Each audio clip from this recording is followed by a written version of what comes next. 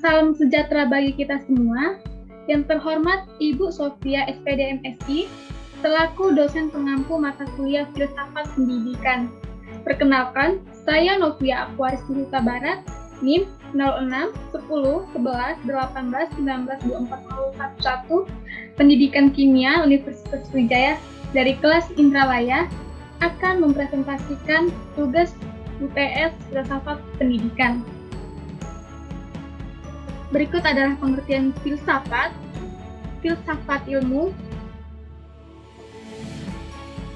filsafat pendidikan. Yang pertama, filsafat. Berdasarkan etimologinya, filsafat dalam bahasa Indonesia berasal dari bahasa Yunani, yaitu philosophia, yang terdiri dari dua kata yaitu philein, yang artinya cinta atau hasrat yang besar atau berkobar-kobar dan bersungguh-sungguh, dan sophia artinya kebijaksanaan atau kebenaran sejati atau sesungguhnya. Jadi secara bahasa, filsafat berarti hasrat atau keinginan bersungguh-sungguh akan kebenaran sejati.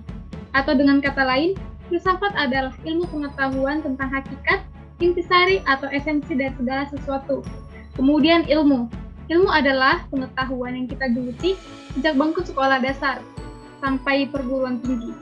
Berfilsafat tentang ilmu berarti berterus terang pada diri sendiri. Apakah sebenarnya yang kita ketahui tentang ilmu itu? De Liang-Ge menyampaikan bahwa ilmu adalah rangkaian aktivitas penelaahan yang mencari penjelasan sesuatu metode untuk memperoleh pemahaman secara rasional empiris mengenai dunia ini dalam berbagai sendinya, dan keseluruhan pengetahuan sistematis yang menjelaskan berbagai gejala yang dimengerti manusia. Kemudian filsafat ilmu. Filsafat ilmu adalah tahapan baru dari epistemologi atau filsafat pengetahuan atau theory of knowledge yang menyelidiki proses keilmuan manusia. Filsafat ilmu adalah bagian dari epistemologi yang secara spesifik membahas tentang hakikat ilmu. Dan yang terakhir adalah filsafat pendidikan. Filsafat pendidikan adalah filsafat yang digunakan dalam studi mengenai masalah-masalah pendidikan. Pengertian filsafat pendidikan menurut para ahli diantaranya yaitu menurut Al-Syaibani. Menurutnya, filsafat pendidikan adalah aktivitas pikiran yang teratur dan menjadikan filsafat sebagai jalan untuk mengatur, menyelaraskan, dan memadukan proses pendidikan. Dan menurut John Dewey, filsafat pendidikan adalah suatu pembentukan kemampuan dasar yang fundamental yang menyangkut daya pikir maupun daya perasaan menuju tabiat manusia. Dan melalui penjabaran yang telah dijelaskan tadi, dapat disimpulkan filsafat pendidikan adalah kajian kritis terhadap pemikiran dan sikap telah dan atau dibuat melalui pencarian dan analisis konsep paling mendasar untuk menciptakan pertimbangan yang lebih dan sesuai dengan skop pendidikan yang berusaha untuk mewujudkan pembelajaran yang dapat diikuti oleh peserta didik dan mengembangkan potensi dirinya dari segi keilmuan, kepribadian, dan nilai positif lainnya.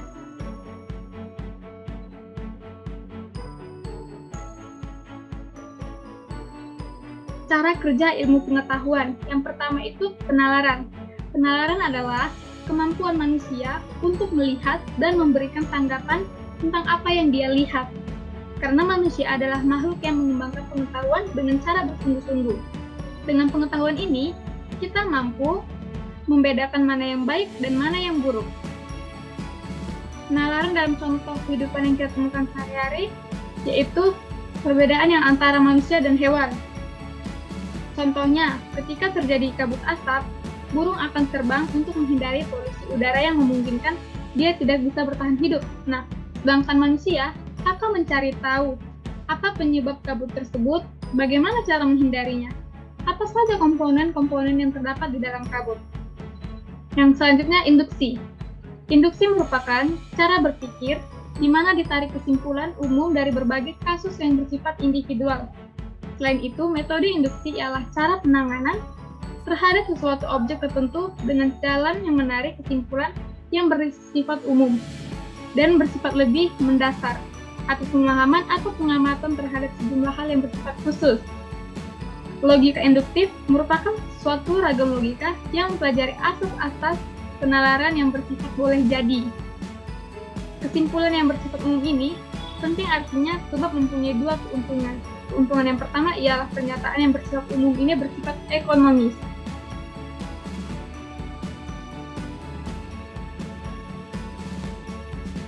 Yang selanjutnya yaitu deduksi. Deduksi adalah cara berpikir di mana dari pernyataan yang bersifat umum ditarik kesimpulan yang bersifat khusus. Selain itu, metode deduksi ialah cara penanganan terhadap suatu objek tertentu dengan cara menarik kesimpulan mengenai hal-hal bersifat umum. Contohnya, dalam kalimat, semua makhluk hidup memerlukan udara. Itu adalah premis mayor.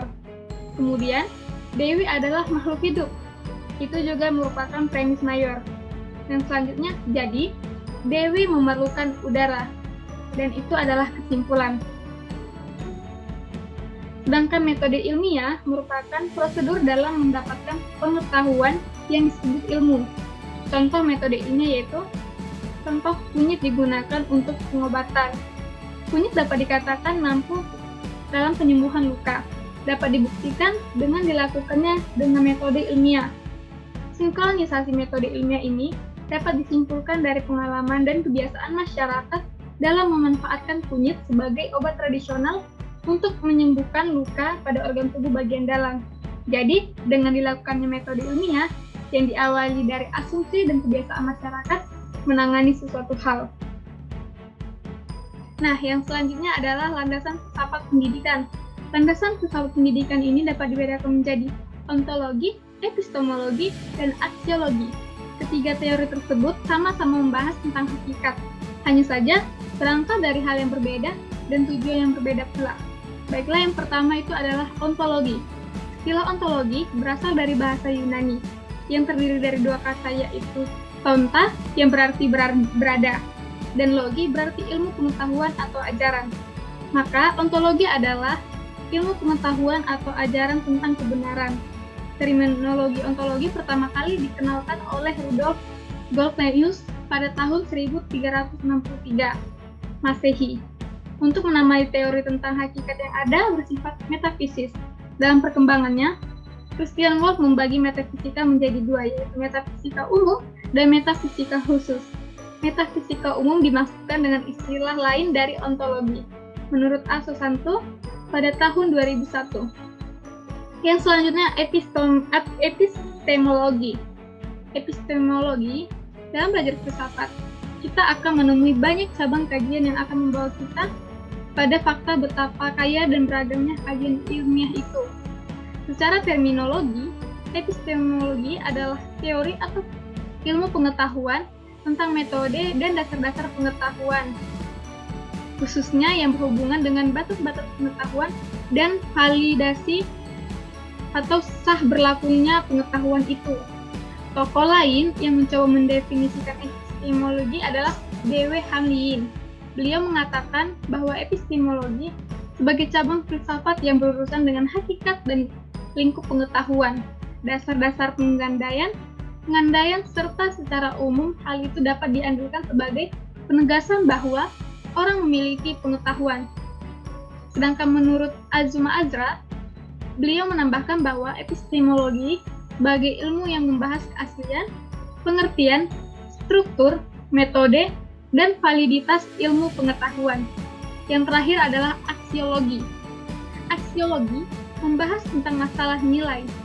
Istilah aksiologi berasal dari kata aksio dan logos. Aksio artinya nilai atau sesuatu yang berharga, dan logos artinya akal, teori. Aksiologi artinya teori nilai, penyelidikan mengenai kodrat, kriteria, dan status metafisis dari nilai. Yang selanjutnya adalah paham filsafat pendidikan. Paham filsafat pendidikan yang pertama adalah progresivisme.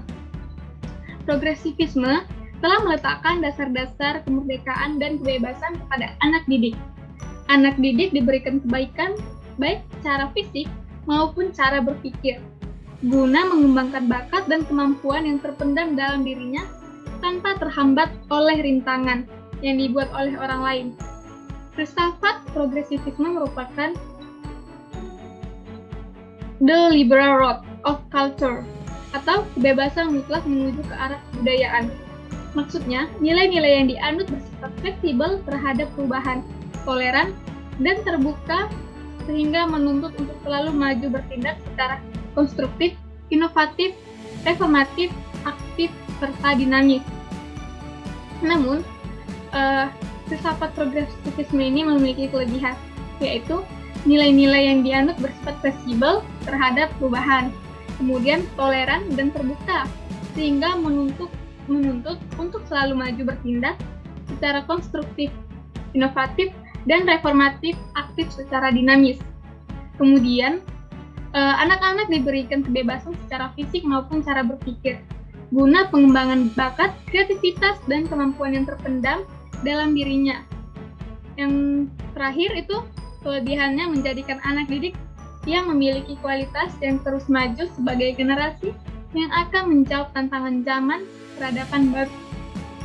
Namun kelemahan dari filsafat progresivisme ini yaitu yang pertama, progresivisme terlampau menekankan pada pendidikan individu. Kemudian, kelas sekolah progresif, artifisial, atau dibuat secara tidak wajar. Dan kemudian kelemahannya, progresivisme tergantung pada minat dan spontan. Dan yang terakhir, siswa merencanakan sesuatu sendiri dan tidak bertanggung jawab terhadap hasil dan tugas-tugas yang dikerjakan. Kemudian, konstruktivisme.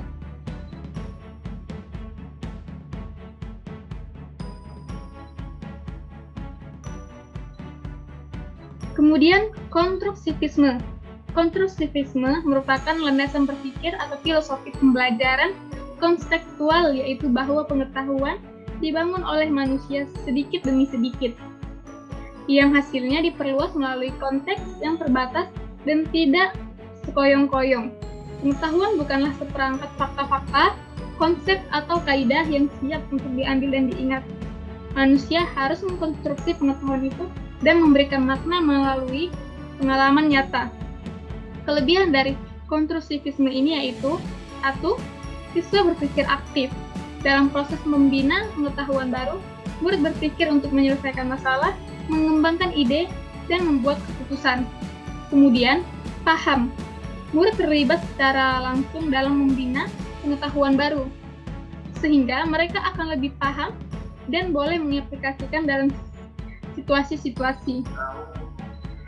Yang kemudian ingat, murid terlibat secara langsung dengan aktif, sehingga mereka akan lebih mengingat semua konsep. Namun kelemahan dari konstruktivisme ini yaitu dibutuhkan kemampuan guru dalam membantu siswa untuk aktif dan membangun. Sering sekali kemampuan guru masih kurang mendukung, karena masih memandang pembelajaran sebagai satu arah dan kurang melibatkan siswa untuk membangun pengetahuan melalui pengalaman yang nyata. Baiklah, demikian penjelasan dari saya. Saya mohon maaf jika masih banyak kekurangan, dan jika ada salah kata, saya juga memohon maaf. Terima kasih. Kepada ibu saya juga mengucapkan terima kasih. Sampai jumpa.